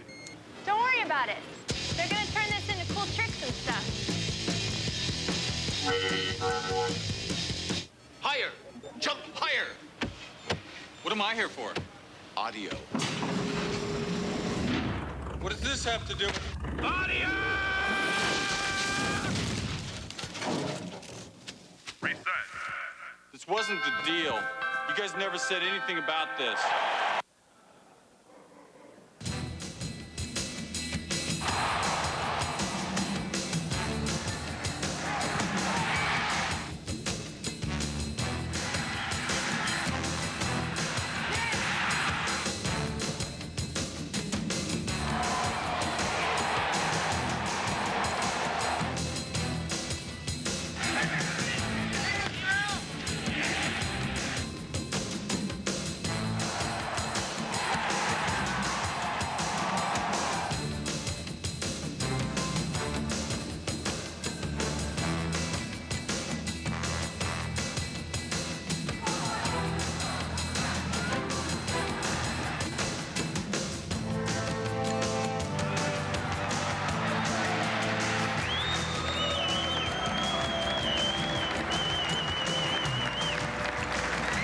And welcome back to the Boardwalk here. Still plenty of awards to hand out. We shift the focus now squarely to defense.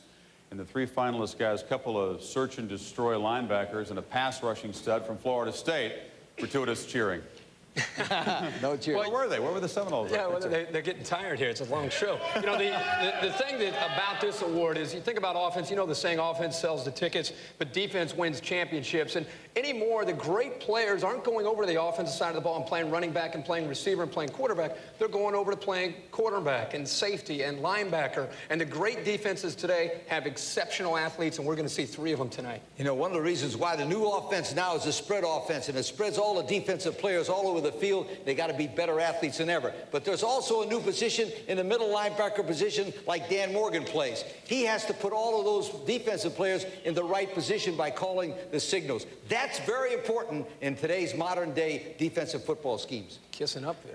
Does your school not like defense? We had no cheer for the Florida State. Winky's been cheered all night. Please meet the 3 finalists now for the Bednarik Award. Here are the nominees for this year's Bednarik Award. Dan Morgan, Miami. No one in the country has been a more consistent defensive player over the past 4 seasons than this Miami linebacker. A starter since his freshman season at both outside and middle linebacker, Morgan has registered over 100 tackles in each of the past 4 seasons. This Hurricane star finished his career with a school record 532 tackles. Jamal Reynolds, Florida State. The latest on the list of outstanding defensive ends to play for Bobby Wagner. The South Carolina native lived in the opposition's backfield all season. Constantly drawing double teams, Reynolds was nearly unblockable at times. Like his predecessors at Tallahassee, this Seminole uses his speed and quickness off the ball to beat opposing linemen. Keith Adams, Clemson. An amazing ability for being around the football. This Clemson linebacker once registered 27 tackles in a game. Adams has been around football his whole life, as his father Julius played 15 NFL seasons. His 5'11", 220-pound dynamo, who has great natural instincts, led the Tigers in tackles for the second straight season. Now to present the Bednarik Trophy, ESPN's Ron Jaworski and the legendary Chuck Bednarik. Thank you very much. For those of you who may not know Chuck Bednarik, he was one of the most dominant players in college and professional ranks from the middle 40s to the 1960s. He played the game of football with intensity, as you guys all know, dedication, and single-minded toughness, as you will find out in a moment. And these attributes made Chuck an All-American in college and an All-Pro during his professional years, and had him selected to both the College Hall of Fame and the Pro Football Hall of Fame. He is also a member of the NFL two-way team of the century. Now, these men tonight are today's All-Americans, and in the next millennium, I am sure they will be All-Pro players for the teams they will eventually represent. Now I'd like to have Chuck Bednarik come up here and announce the winner of the 6th annual Maxwell Football Club Chuck Bednarik Award for the tough guy, the Defensive Player of the Year.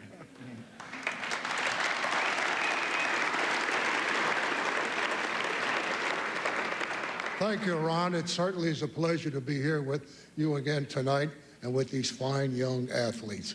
And the winner of the Maxwell Club College Defensive Player of the Year is Dan Morgan, right? Right? Dan Morgan.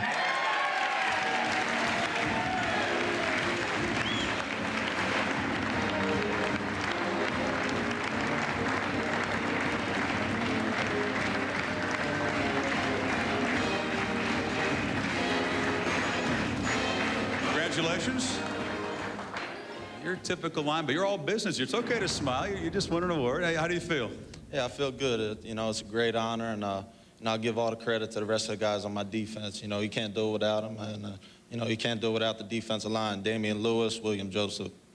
You got a cheering section here. Yet another Florida native wins an award tonight. It says something about the talent down here in the state. Yeah, you know, we got a lot of talent in the state of Florida, and three great college football teams, and you know, hopefully one of them can win the national championship, or maybe even both of us. You got a few canes snuck in here amidst all these Florida State fans over here. But they're upstairs. A sign of the times. They got booted upstairs. We appreciate your attendance here, congratulate you, and good luck in the Sugar Bowl. Dan Morgan, winner of the Bednarik Trophy as the top defensive player. We'll be back with more. Coming up next, the story of one small college football player who beat the odds. And still to come, the Maxwell Award for college football's outstanding player.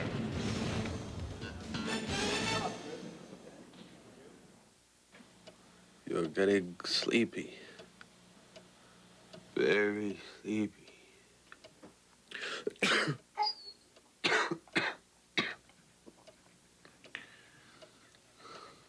No, I'm not. Cold symptoms keeping you awake? Get NyQuil. The nighttime sniffling, sneezing, coughing, aching, stuffy head fever so you can get the sleep you need to feel better medicine. Oh, hey, easy, boys, easy. Whoa, excuse me. Hey, is that a collect call? Who are you? I'm the 1-800-COLLECT advice guy. Use 1-800-COLLECT and save the people you call a buck or two. 1-800. How about a C-O-L-L? C. Can't spell collect without a T.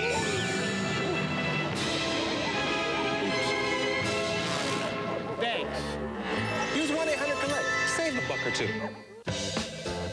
ESPN, the magazine. Well, thank you for calling. Dan, can I put you on hold?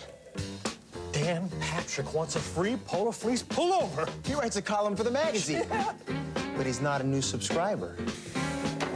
Sorry, Dan. No can do on the fleece. It's only for new subscribers.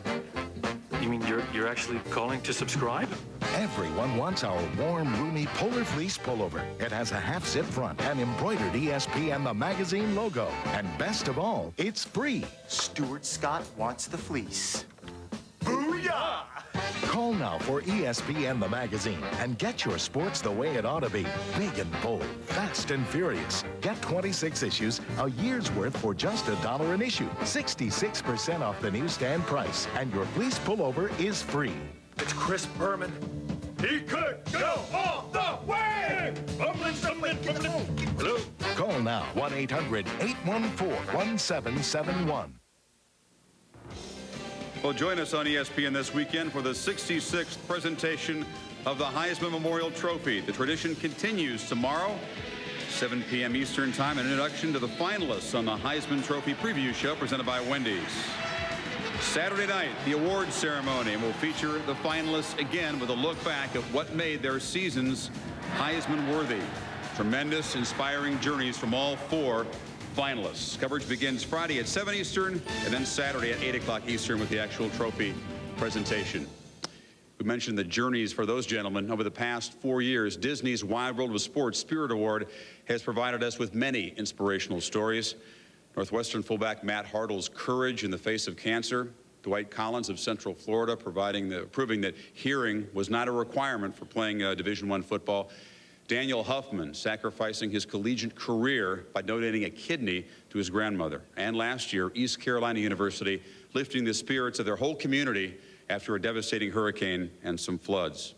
In 2000, there were more inspiring stories. Adam Talaferro of Penn State, Curtis Williams of Washington, suffering terrifying injuries and then inspiring us all with their great courage, and they are making, thankfully, very promising recoveries.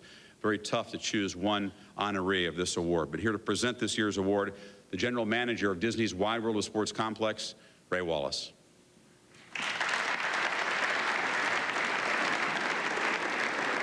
Thank you, Chris. Good evening, everyone. This year's Disney's Wide World of Sports Spirit Award honors an athlete who has shown tremendous resolve in the face of adversity. He continues to show courage in dealing with the struggles of his daily life while epitomizing all that is good about college sports and student athletes. While most awards recognize athletic prowess on the field of play, Disney's Wide World of Sports Spirit Award also recognizes drive, perseverance, and commitment to a goal against great odds. These qualities are not easily measured. This year, Disney's Wide World of Sports Spirit Award goes to senior running back Amin Ali of William & Mary, and this is his story. The College of William & Mary, the classic image of a traditional college campus, picturesque and historic, serene. One of the top academic institutions in the country. For many students, this is the perfect place to go to school. For Amin Ali, it is one of the last places he ever thought he would be. When I look back on it, man, I've been through so much, and to be where I am now is just a blessing. I mean, a real blessing. I never think that I'd be finished up at one of the top schools in the country. You've probably never heard of Amin Ali, but on this day, the senior running back will play the final game of his career. Can't believe I'm walking to my last game. Probably made this trip about 20 to 25 times. Right now, I'm a little nervous, like I usually am. Amin has had a solid career for the 1AA tribe of William & Mary, but his success goes far beyond what he did on the field. For Amin Ali, the fact that he's here as a student athlete is an amazing story all by itself. From birth all the way up until 11, things were straight. I mean, I lived in a normal home. I mean, it's just all of a sudden, it just seemed like things just changed drastically. Amin, his mother, and 2 sisters were destitute, essentially homeless, sometimes sleeping in their car. Amin and his sisters were often threatened by his mother's various boyfriends. One night in Delaware, Amin was thrown against the wall by one of them. I just kept running until I couldn't run anymore, and then what I ended up doing was I ended up knocking on a random person's house and was asking them if they could, call the police or something like that. because, you know, of what this guy was trying to do to me. The authorities in Delaware waited for his mother to claim him. She never did. I really didn't want her to show up. I felt like I was a burden. I mean, at the time, I mean, she didn't have the, you know, she didn't have the ability to take care of me at that point. I mean, I felt like she needed help, and she really didn't have the help. I mean, I felt she had a better chance of just taking care of my two little sisters and taking care of me and my two little sisters. Amin's story truly begins there. He might have been just another kid lost to the streets, if not for the help of teachers and friends, including mentor Carl Fennell. One of the greatest things about him was his attitude. We didn't have to spend time dealing with an attitude. He just needed somebody to show him what to do. He has a basic sense of just goodness. And he just needed somebody to say, not this way, this way. His grades improved. He became a state champion in track and Delaware's high school football player of the year. Amin Ali had already made something of himself. His next challenge was just as great. He knew it wasn't going to be easy. With his background, coming into an academic institution like this and also competing at this level of football required a lot of work, and there were easier things he could have done. There have been a lot of struggles. I mean, it has not been 100% success for Amin at William & Mary, but through it all, big smile, great spirit, and a lot of success now. This was a tough fit for him. It's socially, academically, but he chose it, and he's going to fulfill it. Amin has a 2-year-old son to provide for, something he intends to do with his degree in information technology. He scored his final touchdown against Richmond on that November day. It wasn't an end for Amin, but another step toward a bright future, all because his past has made him stronger. I'm very proud of myself. I mean, you can make all kinds of excuses about I have this, I ain't have that, but I'll be able to do whatever I want to do as long as I'm willing to work for it. Amin Ali.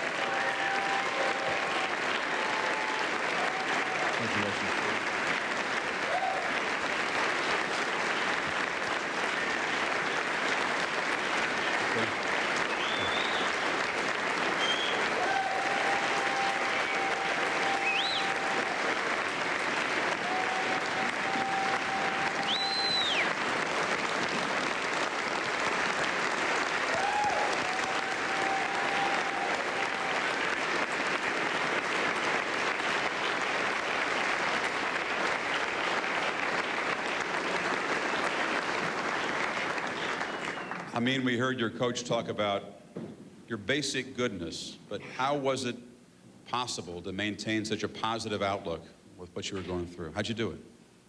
I think it starts with the people you surround yourself with. I mean, I played with great players, great personalities. I had great coaches behind me. I had a strong family back in Delaware. I mean, I think that's where it begins. What kind of message do you have to the far too many kids who face some of the same horrors that you had to go through? Anything can be done. Just put your heart to it. You get it done. You had kind of a tough love story in college football as well. Your coach, you were the interesting relationship there from the time you hit campus.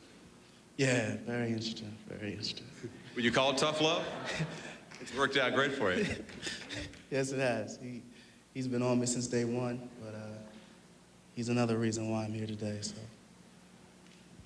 Coaches know what they're doing most of the time, right? Information technology, what's next for you? How do you use that degree, and where do you go from here? Interviews in the spring. That's what I got to do. We'll show that piece. That'll help you get any job you want. Congratulations. Disney's Wide World of Sports Spirit Award winner for 2000, Amin Ali of William & Mary. We'll be back. The Maxwell Award is still to come tonight.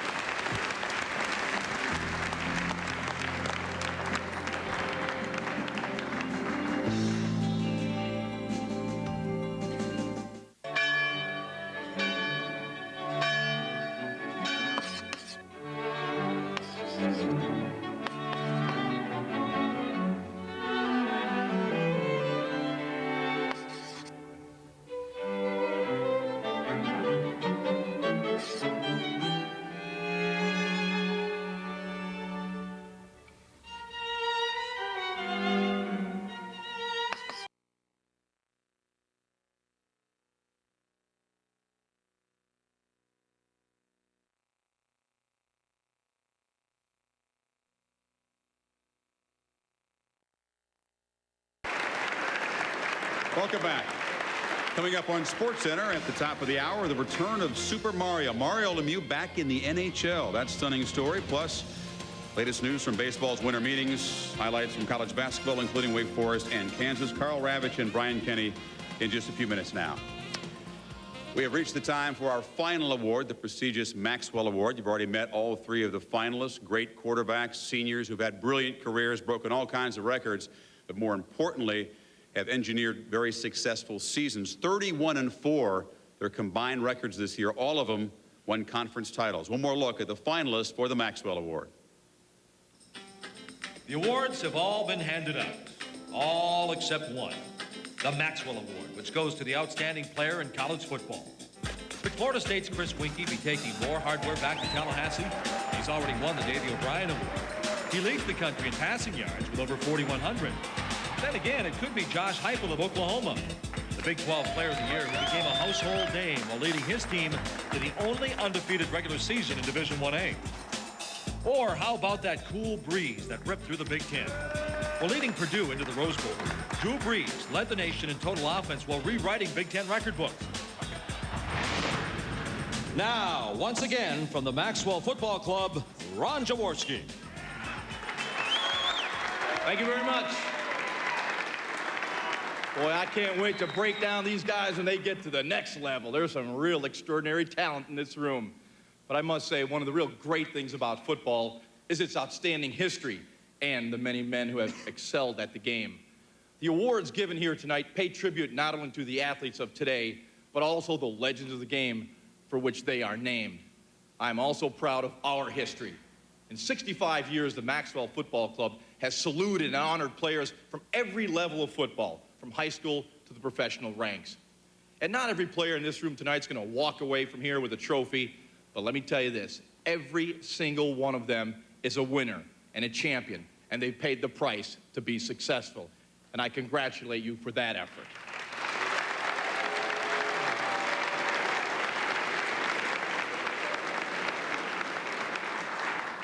The Maxwell Football Club is proud to announce the winner of the 64th Maxwell Award as the College Player of the Year. The best of the best is Drew Brees, Purdue University.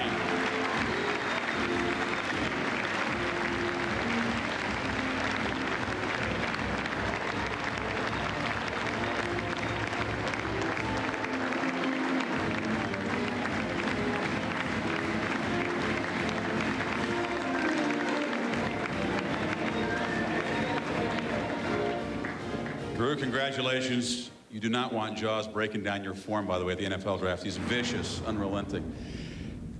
Overheard a phone conversation a little while ago. We snoop around here. You were talking on a cell phone, telling somebody on the other end of the line, you didn't think you had a great shot of this. You thought you were a long shot coming in. Are you surprised? Yes, actually, I'm very surprised. I think that both Chris Weinke and Josh Heupel were very deserving. And, you know, coming here all along, I said, hey, I'm going to come here. I'm going to have a good time. And, you know, win or lose, I'm still going to cherish the moment and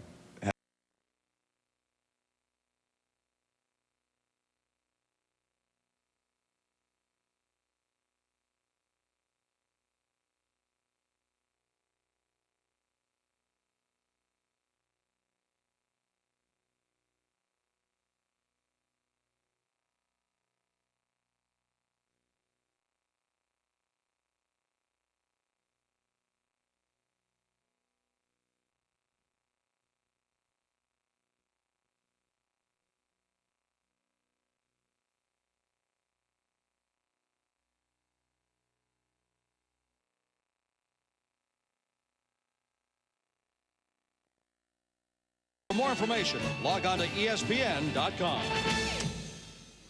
And we hope you've enjoyed our celebration of college football award winners and their journey and the folks who made it possible, their coaches and their loved ones. We've enjoyed being around them. This has been a great social weekend, kind of a respite from the serious business of the season before the bowl games come along. And you know, we think about Weinke and Heupel, the counterparts in the FedEx Orange Bowl meeting for the first time here. J.T. Thatcher of Oklahoma, Snoop Minnis of Florida State. Believe me, folks, the gamesmanship has begun. And I had no idea before this weekend that Drew Brees was such a great dancer, so nimble. That's what I was going to say. It's great, you know, it's great to see these players have a good time. You know, Here, of course, last night getting together, and I agree with Chris. The highlight has been Drew Brees and his dancing ability.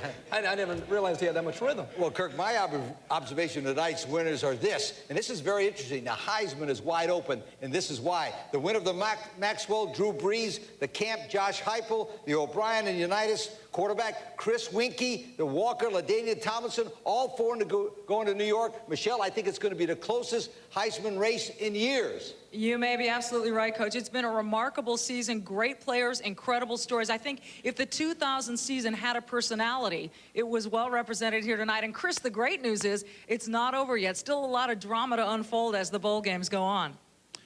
Michelle, Lee, Kirk, we've enjoyed it, folks. Once again, thanks for coming. So long from Orlando, the 2000 Home Depot College Football Awards. Sports Center is coming up next.